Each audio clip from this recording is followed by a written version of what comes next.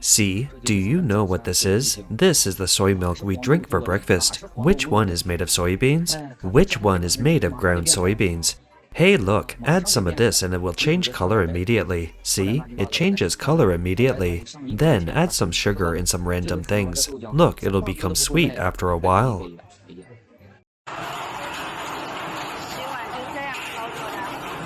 This is how you wash dishes. Use a broom to wash dishes.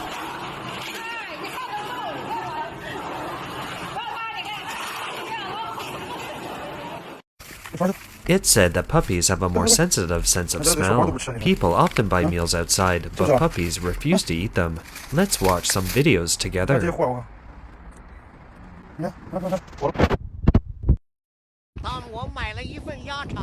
I bought a portion of duck intestines.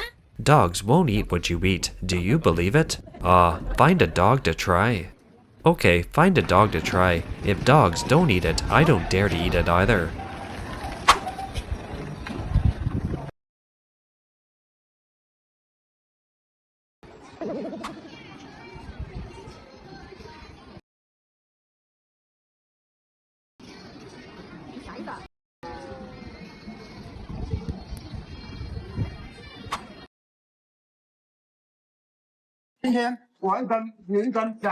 Today, I have a sausage. You have a sausage. Come here, here is a sausage. Even dogs don't eat it. I don't dare to eat it either. Starch sausage. No, you don't eat it. Don't dogs eat it? Try it.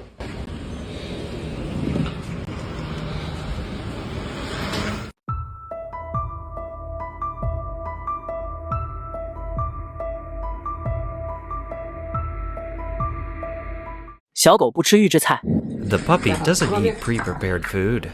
Come, eat instant noodles. It eats instant noodles. Still doesn't eat this one. Oh. There is an old Chinese saying that food is as important as the sky for people. Under the rule of the Chinese Communist Party, this most important thing has become the most challenging thing, since many of the vegetables commonly seen on Chinese tables are ripened by various pesticides and black technology.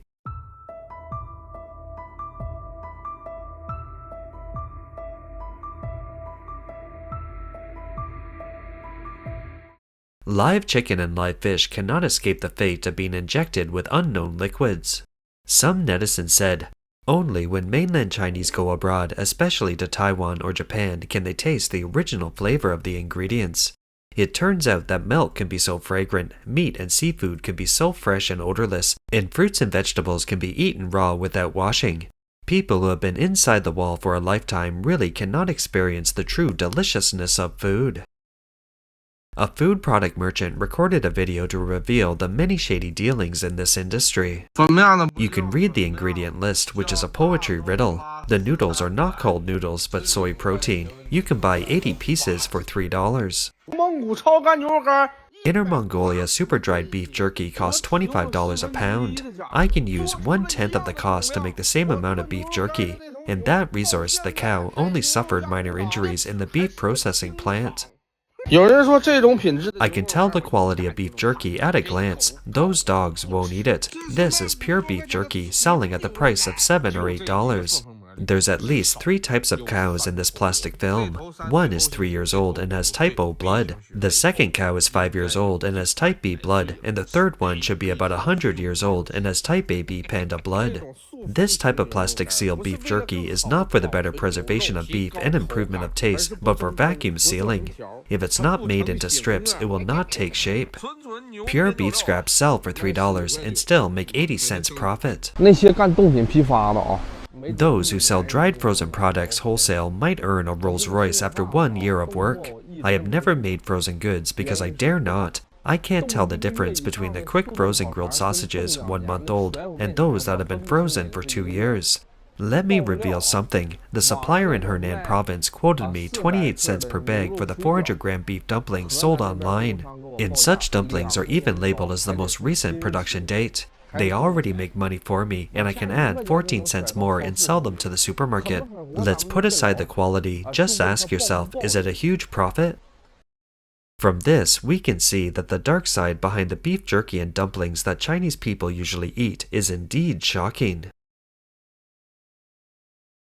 A chef shows how some restaurants that lack conscience cook. Today, I'll reveal the shameless and illegal practices of some unscrupulous merchants in making the golden soup fish maw chicken. First, boil the tap water in the pot, then pour some fragrant chicken soup paste into it. Hey, guess what? The tap water will become a potted chicken soup. Then put the steamed chicken pieces in it and grab some frozen baked fish maw and put it in. The color of the soup is not good enough now, so add some concentrated golden soup paste and stir it, and the color will become high-end and classy golden soup. Then add salt, chicken essence, MSG, and pepper to adjust the taste, and then put the frozen abalone, red dates, and wolfberries in it. See, in such a short time, isn't a high-tech golden soup fish with maw chicken ready?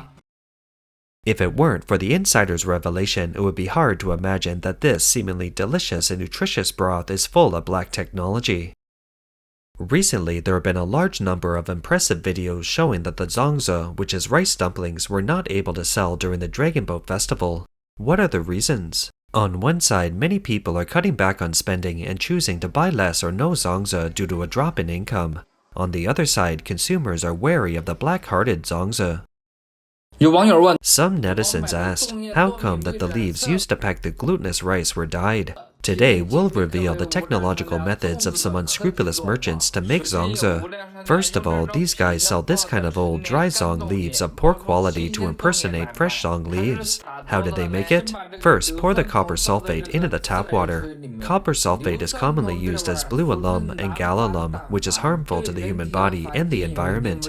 Then, throw the dry leaves into the copper sulfate water and boil it. Now they have been boiled for a few minutes. You can see that the leaves that are not touched by water are still dry and yellow. Let's turn the page and look at the ones that have been boiled in water. See, they have turned green. It's scary, man. Both sides are cooked. Compare them with the ones that have not been boiled. It's simply a huge difference between the sky and the earth. Throw the uncooked ones in there and soak them for a while, and they will turn green again. This is called re-greening leaves in the industry. Unscrupulous merchants process poor quality dry leaves in this way and sell them as fresh, high-quality leaves. Then the leaves have a bit of a peculiar smell, so those guys will add some zongzi leaf essence. When you open this thing, there is a strong aroma of zongzi. Add a little and a smell will come up immediately. Some netizens said that some ignorant older generations would add some borax to the glutinous rice when making zongzi, so that they can hold together, chewy and non-sticky. It's really stupid. Borax is a substance that will poison an adult if it exceeds 3 grams, and it will take away your life if it exceeds 15 grams. This bad habit must be changed. Use this green zong leaf to wrap the glutinous rice with borax. Let's see what the rice dumpling looks like. Now steam it, take it out of the steamer, open it, and take a look. Isn't it exactly the same as the picture shown by netizens at the beginning? Such green zong leaves will fade, and the glutinous rice with borax also sticks together, and it doesn't stick to the zong leaf at all. Pickled pepper chicken feet are a snack that many Chinese people like to eat. Sure, in China there are many shocking technologies behind it. First of all, unscrupulous merchants will buy some cheap, inferior frozen chicken feet. I use these ones for demonstration, and their quality is okay. Some are dirty and yellow and can't be seen. Because the chicken feet are not good looking, they will add hydrogen peroxide, which is hydrogen peroxide, and then add a spoonful of pyrrolite, which is sodium hydroxide. The chemical reaction produced by these two things is used to bleach, preserve, and whiten the chicken feet. Then put some leavening agent. The chicken feet that are neither fat nor thick will swell up like a thin person turning into a fat person. Now soak for a few hours and see what the chicken feet will look like. Okay, after soaking for 6 hours, everyone please take a look. These chicken feet really become white and fat. Compare it with this regular chicken foot that has not been soaked. There is a world of difference between them. It's so white that it's scary, man. Then pour out the hydrogen peroxide, rinse them with water, and then pour the pot. Cook them in the water. You can see that after cooking, the chicken feet are not as fat and white as before. Rinse the cooked chicken feet with cold water, then cut the nails and cut into some shapes, and then you can mix them as cold food. Put the chili in it and put the prepared sauces such as mashed garlic, salt, sugar, monosodium glutamate, soy sauce, and vinegar and spicy sauce in it. Then some merchants will put this soaked feet powder to make it more delicious, to enhance the flavor and fatness, and some people will put soaked feet weight and green preservatives. The ingredient list of this thing is some water-retaining agents and preservatives, such as sodium tripolyphosphate and sodium dihydroacetate. Chicken feet with this stuff will not go bad even if they are placed outside for a long time. If they cannot be sold today, they can be sold tomorrow or the day after tomorrow. And this stuff is used at 1%. If an unscrupulous merchant accidentally puts too much, it will cause harm to the human body. Then some make pickled pepper-flavored chicken feet. In order to save the cost of pickled peppers, they put a few pickled peppers as actors, and then put some pickled pepper essence paste to increase the sour and spicy taste, and then some lemon slices, mix them evenly, and marinate for a few hours, and then unscrupulous merchants will sell them. A delivery boy seems to have witnessed too many industry inside stories and kindly took a video to expose the dark side of takeaway food. As a carrier in the food industry, I'm really embarrassed to give you some meals. I have seen with my own eyes that in some barbecue restaurants, when the merchants were preparing the goods during the day, pots of frozen meat just taken out of the refrigerator were placed on the ground in front of the restaurant entrances. In the hot summer, flies and mosquitoes were happily playing on the meat, the white and red meat. Well, if you've seen the meat, you will definitely not be able to eat the takeaway. The boss put on the dirty gloves and sprinkled seasonings on the meat directly.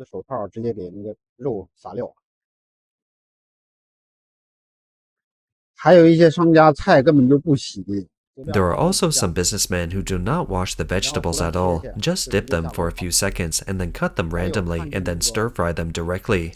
I also saw how the fruit was squeezed into juice. In order to taste whether the taste is right, he tasted the juice in the cup and then added juice directly into that cup after his tasting.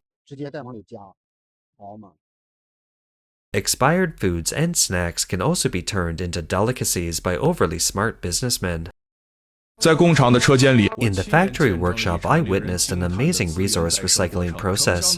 Boxes of expired food, from puffed snacks to biscuits and cakes, from candy and chocolates to all kinds of dry goods, were sent to a huge processing equipment regardless of type. The machine produced a low roar, first crushing all kinds of food into fine particles. After multiple fine grinding processes, the initially discarded food was transformed into a pile of fine and uniform powder. The most amazing thing is that these powders will be reused, turning waste into treasure, realizing the recycling of resources, and the whole process is both efficient and environmentally friendly. Some unscrupulous merchants use borax to marinate pork, making the beef look fresher. Some merchants add borax when making pork meatballs. One boss has sold 4,000 kilograms of such meatballs. I bought the legendary borax pork. I cut it open and saw that the color of the meat inside was different from the color of the meat outside.